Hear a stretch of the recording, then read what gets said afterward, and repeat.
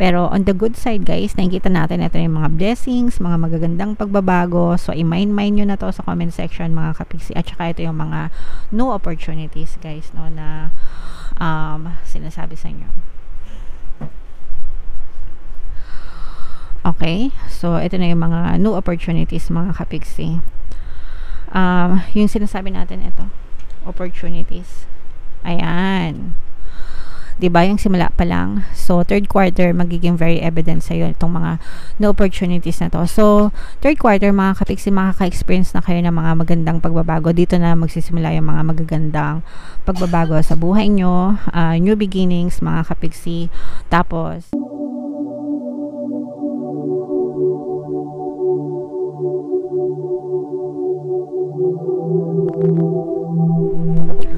hello guys, hello Scorpio, Happy New Year, Happy 2024 sa inyo mga kapiksi. Ang pamagat ng ating episode for tonight is 2024 kapalaran para sa Scorpio, Sun, Moon, Rising Sign, and Venus. So dito sa deck na to guys, tingnan natin yung mga mensahe sa inyo ng inyong mga gabay ngayong 2024. So yung first message guys, opportunity. Wow, grabe. Saluhin nyo na yan guys, no? Unang card pa lang, Scorpio, positive na agad, opportunity agad yung dadating sa inyo ngayong 2024. Be assertive. So sinasabihan kayo ng inyong mga gabay na maging assertive, no, maging mas magkaroon kayo ng kusa, magkaroon ng energy if you believe mga kapiksi. Alright, so super positive guys. I-mind nyo na agad ito sa comment section, itong opportunities na to mga kapiksi, no. Saluhin nyo mga kapiksi kung makikita nyo yung kanyang imahe ng kanyang dito sa image na to, dito sa card na to, nakasalo, no, nakasalo yung kanyang mga kamay, receptive, no, sa mga blessings, pagpapala tinatanggap niya sa kanyang buhay, itong mga swerte na to, itong mga opportunities na to. So kayo din mga kapiksi, kailangan ilagay nyo yung sarili nyo sa receptive state para tawag dito, ma-attract nyo itong mga opportunities na to. So paano ba nilalagay yung sarili sa receptive state? Unang-una pagpapasalamat, no? Kailangan nagdi-display kayo ng attitude of gratitude. Always kayong maging grateful, always kayong magpasalamat sa lahat ng blessings na natatamasan nyo sa buhay nyo, no matter how big, no matter how small mga kapiksi. Always thank you, yung i-observe nyo and i-appreciate yung mga blessings. Okay, yung mga reklamo nyo, wag na kayong magreklamo, bagkus ay i-convert nyo siya into pagpapasalamat. Prayers and affirmation, syempre palaging magdasal, sabayan ng pagdadasal mga kapiksi. Take action, ito yung big assertive, no, magkusa, kumilos guys, no, magkusa, kumilos ng naaayon para ma-attract nyo itong mga opportunities na to. And most importantly guys, positibong mental diet. Okay, pag sinabing positibong mental diet, think positive, stay on top of your thoughts, make sure na yung pag-iisip nyo, yung iniisip nyo is nagsusupport dun sa mga desires nyo, dun sa mga hinihiling nyo, dun sa mga pinagdadasal nyo. Kasi kahit na magdasal kayo, kahit na kumilos kayo, and yan, no, very evident yan. Yung iba nagtataka, bakit ang malas-malas ko, ang sipag-sipag ko naman, palagi naman ako nagtatrabaho, palagi ako nagdadasal, pero naghihirap pa rin ako. That's because of your mental diet mga kapiksi. So kailangan i-shift nyo yung inyong mental diet into positive ones. Wag na kayong magreklamo, wag nyo nang titigan yung mga kahirapan sa buhay nyo, and i-shift nyo siya into gratitude. The more na nagti-thank you kayo mga kapiksi, the more na magiging positibo yung inyong iniisip, the more na magiging positibo din yung nakikita nyo sa inyong 3D and sa inyong physical reality. Maging assertive, no, kailangan kumikilos mga kapiksi, para hindi kayo maiwan sa kangkungan, no, kasi baka mamaya dasal kayo ng dasal tapos nakatunganga naman, di ba? Sinasagot na pala yung mga dasal nyo, hindi pa kayo kumikilos, napag-iwanan na pala, no, nalipasan na pala kayo ng opportunities, no. So make sure na kumikilos kayo, nagkukusa sa inyong pagsisikap. And if you believe mga kapiksi, etong belief na to, believing in yourself, para siyang booster, no. Pag sinabing booster, pampabilis, di ba? Pero even if you don't believe, kahit na hindi kayo naniniwala sa mga minamanifest nyo, but consistent kayo and persistent kayo, you will still definitely see results. Pwedeng mas mabagal nga lang. Kaya nga sabi ko, if you believe, kapag sinabayan nyo pa lalo ng paniniwala, pagtitiwala, talagang ano siya, booster siya, pampabilis ng mga minamanifest nyo. Okay? So, super positive guys. Simula pa lang ng reading nyo. So, i-mind nyo na to guys sa comment section, mind opportunities, mind blessings, mind pagpapala para ma-experience nyo siya ngayong 2024 guys. Alright? So, babasahin na natin yung mga magaganap sa inyo ngayong 2024 gamit itong deck na to. Shuffle natin, hanapin natin yung energy ng Scorpio. Habang sinashuffle ko to guys, panoorin nyo muna tong video natin regarding sa ating paano mag-manifest ng abundance video course. Kapiksi, sawa ka na ba sa mga struggles at hirap sa buhay mo? Masipag ka ba at masikap sa buhay ngunit hindi ka pa rin umaasenso? Ilang beses ka na bang nag-attempt magnegosyo at mag-invest pero palagi ka pa rin nalulugi? Sa pagkakataon na ito ay maaaring may subconscious beliefs ka na nagiging balakid sa iyong pag-unlad at pagyaman. Introducing, paano mag-manifest ng abundance video course. Dito ay matututunan mong ma-overcome ang mga balakid mo para tuluyan ka ng umunlad, umasenso, sumagana, maging matagumpay, successful at maswerte sa iyong kabuhayan, pera, trabaho, negosyo, salapi at kaperahan ng bonggang-bongga. Dali, mag-send na ng email sa pinoypixitaro@gmail.com at simulan na ang iyong pagyaman ngayon. Alright, so kapiksi, gusto mo bang yumaman ngayong 2024? Kung gusto mong yumaman, umunlad at umasenso talagang ng bongga, mag-avail ka na ng course kapiksi kasi sobrang ganda talaga niyan. And may mga updated offers and promos din tayo guys, so mag-send kayo ng email mga kapiksi. Alright? So, Scorpio, kayo ay represent ng Queen of Cups sa ating spread mga kapiksi. Medyo mahaba yung reading natin kasi ito ay 2024. Babasahin natin yung lahat ng energies para sa isang buong taon. So, dito sa spread na to mga kapiksi, ito yung para sa first quarter nyo. Okay? First quarter, January, February, March. Pero anytime sa loob ng first quarter, pwede nyo siyang ma-experience mga kapiksi. So, nakakita tayo dito ng negative and positive, pero this is more on positive energy mga kapiksi.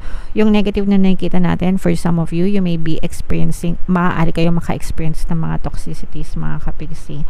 Lalo na kung may mga marites sa paligid nyo, yun yung nakikita natin na parang may naninira sa inyo. For some of you, parang may nagtitik-tik sa inyo. Parang may naiinggit, no? May naiinggit kasi maganda yung status ng buhay nyo at saka merong namamlastic mga kapiksi. Pag sinabing plastic, doble cara, ganyan, akala mo maganda yung pakikitungo sa'yo pag kaharap ka, pero pag katalikod, kung ano-ano yung pinagsasabi about you.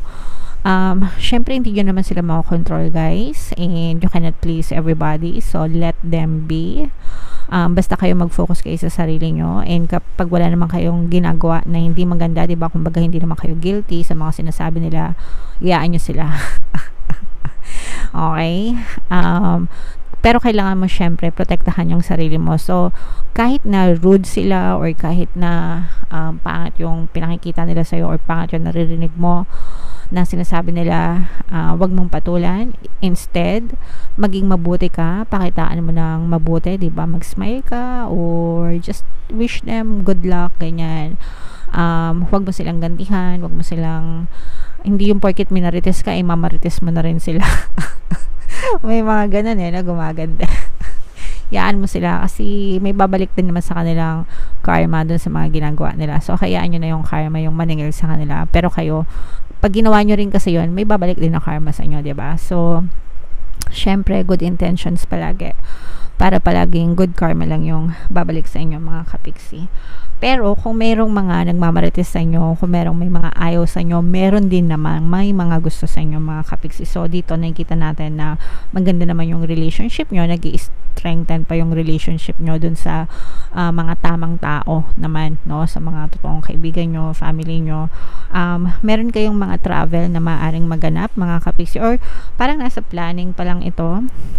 Baka pinaplano nyo mag-travel ngayong first quarter ng 2024, pero yung iba pwedeng travel na talaga. Yung iba, I'm sensing na this is more on business travel din, hindi lang for pleasure, pero business travel na may kasamang pleasure.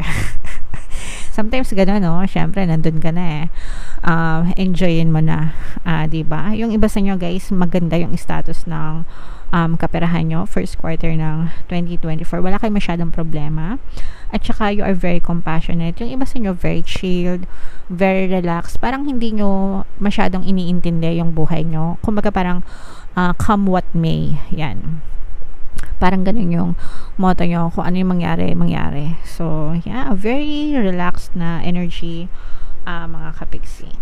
Alright, second quarter, April, May, June, mga kapiksi, meron tayong presence ng Earth sign, Capricorn, Taurus, Virgo, mga kapiksi. Pagdating sa relationship, maaari kayong maka-experience ng some kind of emotional pain. Meron tayong nakitang Earth sign element, Capricorn, Taurus, Virgo. For some of you, kung meron kayong partner or specific person, maaaring meron silang ganyan sa kanilang natal chart. Or may ganyan kayo sa inyong natal chart. Pero maaari kayong maka-experience ng coldness, mga kapiksi. Meron kayong disconnect, emotional disconnect nitong person na to. Parang hindi kayo masyadong magkaintindihan. Maaari kayong maka-experience ng coldness. Pag sinabing coldness, yung panlalamig ba? Maaaring manlamig sa'yo itong person mo.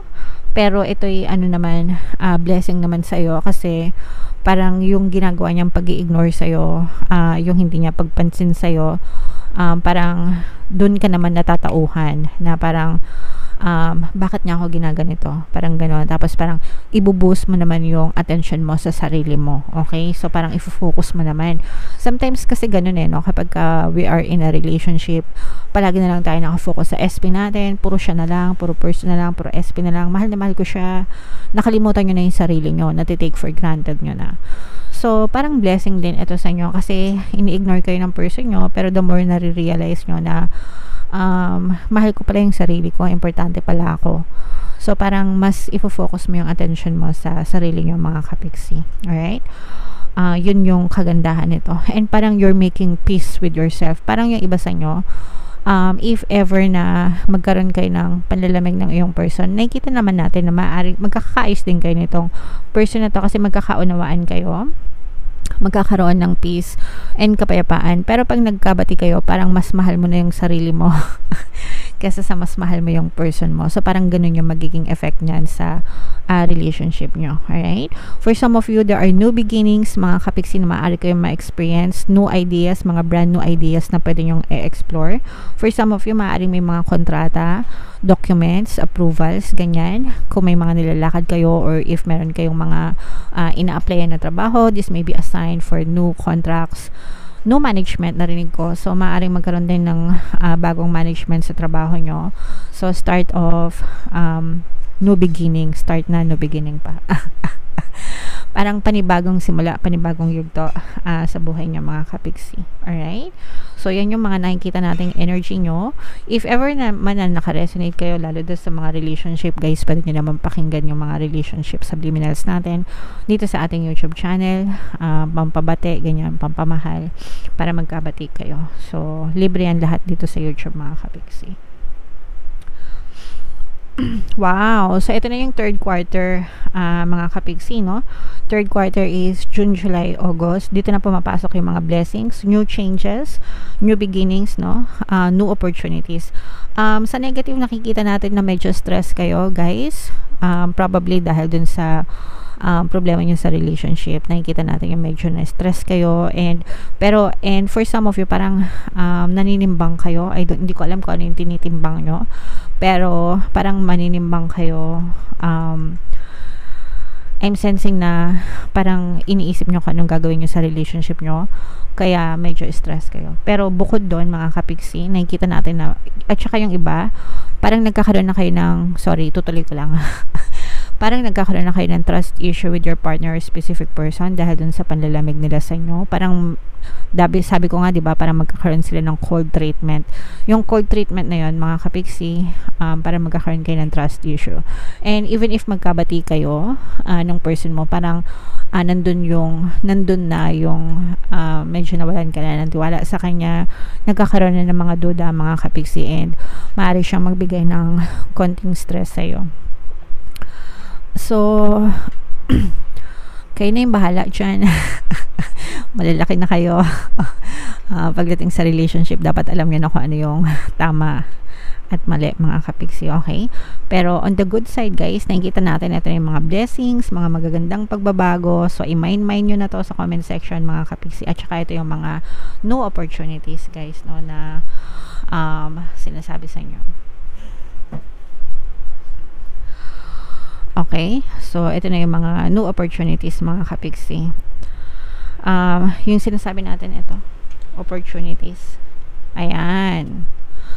Diba, yung simula pa lang. So, third quarter, magiging very evident sa'yo itong mga new opportunities na to. So, third quarter, mga kapiksi, makaka-experience na kayo ng mga magandang pagbabago. Dito na magsisimula yung mga magagandang pagbabago sa buhay nyo. New beginnings, mga kapiksi. Tapos, nakikita rin natin na may mga matutupad kayo ng mga wish, mga pinagdadasal nyo, mga kapiksi, and new opportunities, guys. Okay? So, new opportunities, wishes coming through, a lot of options, blessings, more changes, mga magagandang pagbabago na magdadala ng magagandang blessings sa inyo. So, i-mind nyo na lahat yan, guys, sa comment section. I-mind nyo na yan. Mind blessings, mind big happy changes, mine new opportunities, more opportunities, and wishes coming true. Matutupad yung mga dinadasal mo ngayong 2024. Scorpio, grabe, sobrang ganda, sobrang positive, ang dami-daming positive energy sa reading mo ngayong 2024, Scorpio. Alright? And then, meron pa tayo last quarter. Sorry, mamaya na to. Last quarter. So, ito yung last quarter natin, October, November, December, guys. So, nagkakaroon ng healing dito, mga kapiksi, no? Susuyuin kayo ng person mo. Yung lalo na, diba, nakita natin na hindi kayo nagkakasundo, nagkakaroon ng cold treatment.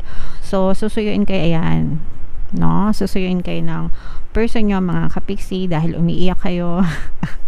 At saka magsisisi itong person mo, nagkakaroon ng regrets, no? Nagsisisi siya dun sa mga bagay na ginagawa niya, susuyuin niya kayo. Maaring nakakarma din siya or na-experience niya yung bad karma, kaya parang pinaparusahan siya ng nasa taas, kaya parang nare-realize niya yung mga pagkakamali na ginawa niya sa'yo, and this person will come to you para mag-offer ng apology and maayos yung relationship niyo, mga kapiksi.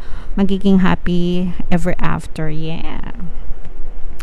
And you will live happily ever after. Parang fairy tale, oh. Kinikilig-kilig na naman kayo dyan, Scorpio, no?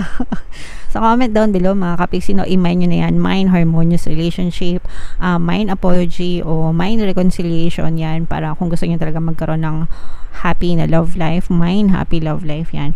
Para magkaroon ng happy relationship kayo. This is more on relationship, mga kapiksi. Meron din tayong water sign energy, Cancer, Pisces, Scorpio. So, for some of you, maaaring water element din yung iyong person.